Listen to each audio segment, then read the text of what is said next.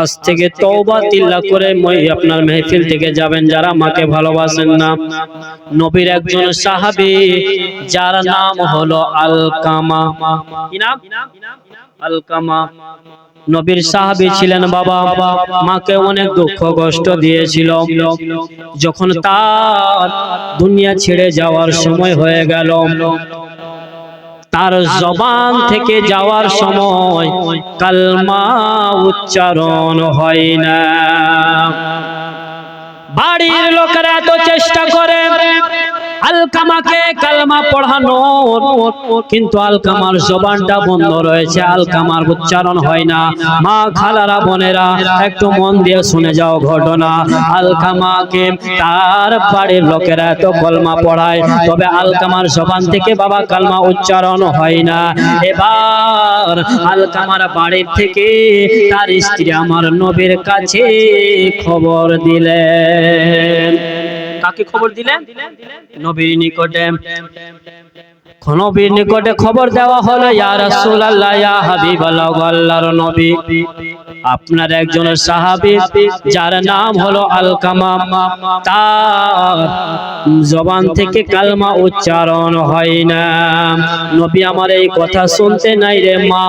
এবার নবী আমার বললেন, ও আমার সাহাবায়ে কেরামরা শোনো, তোমরা এক কাজ করো, যাও দেখো আলকামার দুনিয়াতে বাবা মা জীবিত আছে কি না। সাহাবায়ে কেরামরা খবর নিলেন। অবশেষে খবর পাওয়া গেল আলকামার জগতে বাবা বেঁচে নাই, তবে মা জননী জীবিত আছে। নবীর নিকটে এসে সাহাবায়ে কেরামরা বলতে লাগলেন, ইয়া রাসূলুল্লাহ, ইয়া হাবিবাল্লাহ, আল্লাহর নবী, আপনার সাহাবী আলকামার বাবা দুনিয়াতে বেঁচে নাই, ইয়া রাসূলুল্লাহ, মা জগতে বেঁচে রয়েছে। নবী আমার বললেন, তবে তোমরা এক কাজ করো, যাও আলকামার মাকে আমার নিকটে ডেকে নিয়ে আসো। যেমন এই কথা বলে দেওয়া নবী আমার।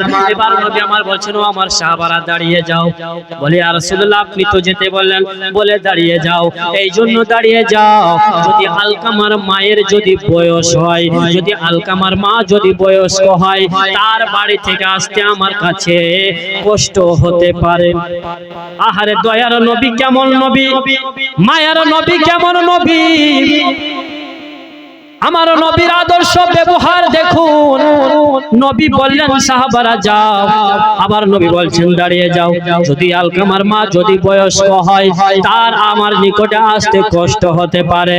এবার আমার নবী পাক সাল্লাল্লাহু তাআলা আলাইহি ওয়াসাল্লাম এক পা দু পা করতে করতে রে বাবা আলকামার মায়ের নিকটে আমার নবী চলে গেলেন। যেমন আলকামার মায়ের কাছে যাওয়া, আমার নবী যেন বললেন, ওগো মা, ও মা জননী, একটা কথার উত্তর দাও মা। বলে, কি বলতে চাও? বলে, ও মা, আপনার ছেলে আলকামা কি ধরনের মানুষ, কি ধরনের ছেলে ছিল? আলকামার মা বলতে লাগলো, ইয়া রাসূলুল্লাহ, ইয়া হাবিবাল্লাহ, আল্লাহর নবী, আমার ছেলে আলকামা তো ভালো ছেলে ছিল, নামাজ পড়ছিল, রোজা রাখছিল। ইয়া রাসূলুল্লাহ, আমার ছেলে আলকামা তো খুব ভালো ছেলে। তবে মা জননী, আপনার ছেলে তো ভালো, আপনি বলতেছেন, তবে মা আপনি আর আমাকে একটা কথার উত্তর দেন মা, আপনার ছেলে আলকামার উপরে আপনি রাজি আছেন না নারাজ আছেন?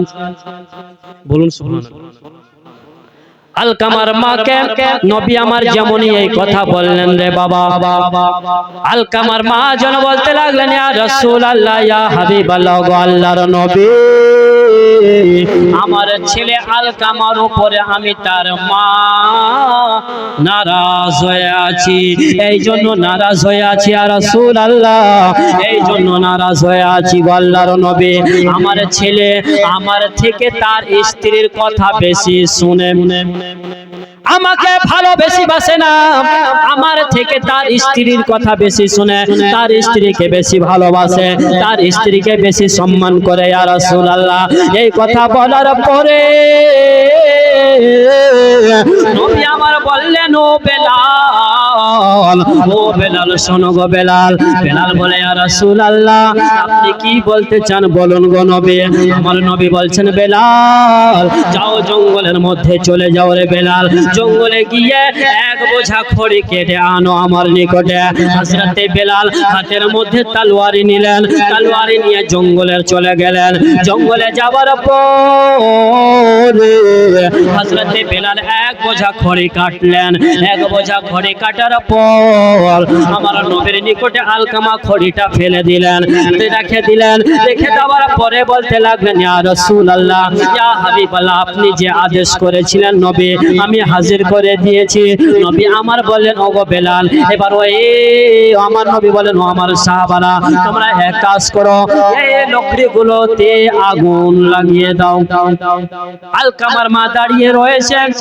আলকামার মা জিজ্ঞাসা করছেন ইয়া রাসূলুল্লাহ ইয়া হাবিবাল্লাহ ওগো আল্লাহর নবী আপনি লকড়িগুলো জ্বালিয়ে কি করবেন গো আল্লাহর নবী। আমার নবী বলছেন মা রে তোমার ছেলে আলকামাকে জীবিত আমি নবী আজকে এই লকড়ি দিয়ে জ্বালিয়ে দেব, এই জন্য জ্বালিয়ে দেব আপনি আপনার ছেলের উপরে, আপনি আপনার ছেলের উপরে নারাজ আছেন গে রে মা। আপনার ছেলে যখন ইন্তেকাল হয়ে যাবে তাকে জাহান্নামে পুড়তে হবে, জাহান্নামের মধ্যে জ্বলতে হবে। আমি নবী সে জাহান্নামের আগুন বরদাস্ত করতে পারবে না, এই জন্য আগে আমি নবী তোমার ছেলেকে এই দুনিয়াতে আগুনের মধ্যে জ্বালিয়ে রেখে দেব। তোমার ছেলেকে জ্বালাবো। এবার আলকামার মা বলতে লাগলেন ইয়া রাসূলুল্লাহ ইয়া হাবিবাল্লাহ গো আল্লাহর নবী আমার ছেলে আলকামাকে আপনি জ্বালাবেন না, জ্বালাবেন না, এই জন্য জ্বালাবেন না আমি আলকামার হলাম মা, আর আমি মা হয়ে কখনো আমার জীবিত ছেলেকে আগুনে জ্বলতে দেখতে পারবো না, কখনো পারবো না ইয়া রাসূলুল্লাহ আমার ছেলে আলকামাকে আপনি জ্বালাবেন না। এই কথা বলার পর আমার নবী বললেন ওগো মা জননী তাহলে আপনি আপনার ছেলেকে ক্ষমা করবে কি করবে না। আলকামার মা বললেন ইয়া রাসূলুল্লাহ ইয়া হাবিবাল্লাহ আমার ছেলের উপরে আমি নারাজ ছিলাম, তবে আমি আলকামার মা আমার ছেলে আলকামাকে মাফ করে দিলাম। যেমন এই কথা বললাম যখন আলকামার মা তার ছেলেকে বাবা ক্ষমা করে দিলেন, নবী আমার আবার বললেন ও আমার সাহাবারা শোনো তোমরা 2-4 জন যাও আলকামার বাড়িতে।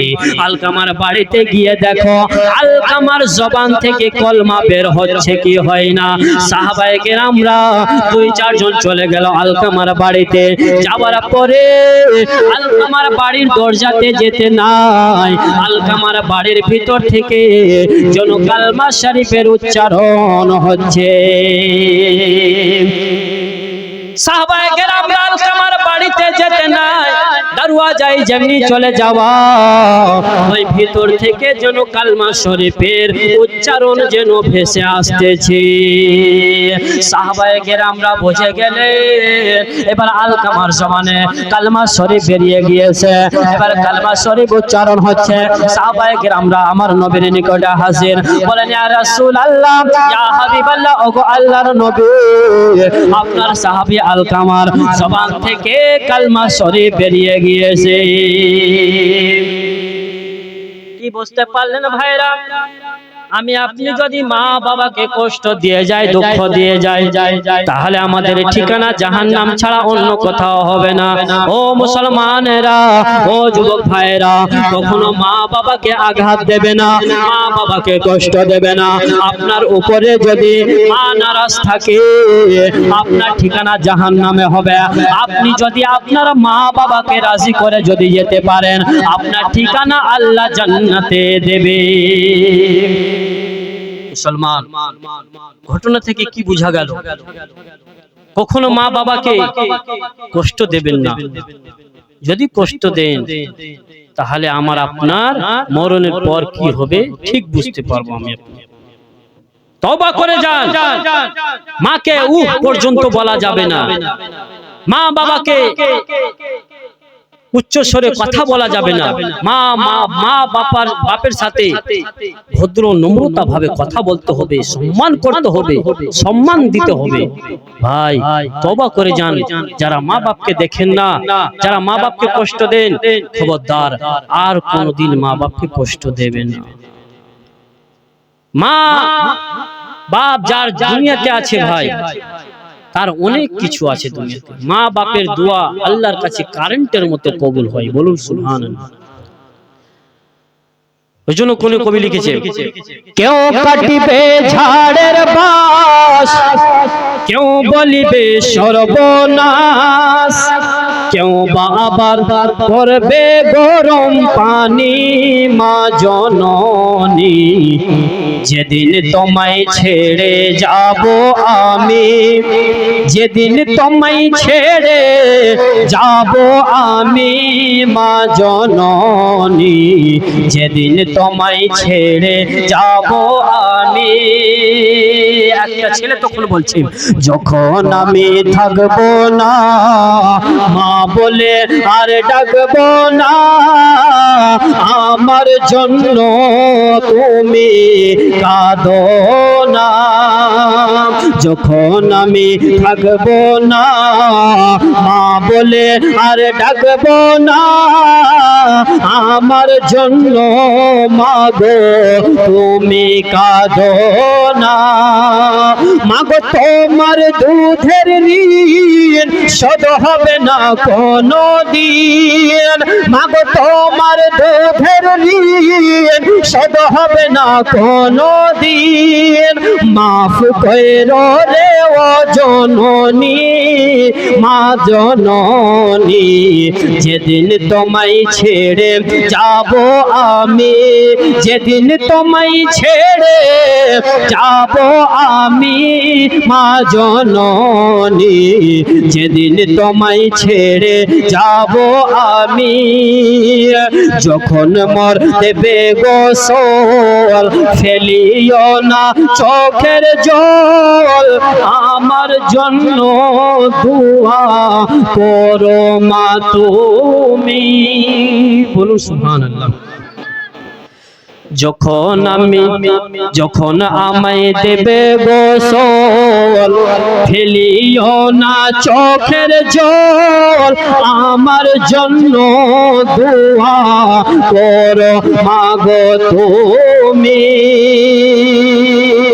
মাগো তোমার কোল খালি করে দিবে আমায় কবরে, মাগো তোমার গোদ খালি করে দিবে আমায় কবরে। পড়িয়ে দিও আল্লাহ নবীর বাণী মা জননী, যেদিন তোমায় ছেড়ে যাব আমি, যেদিন তোমায় ছেড়ে যাব আমি মা জননী, যেদিন তোমায় ছেড়ে যাব আমি। আল্লাহুম্মা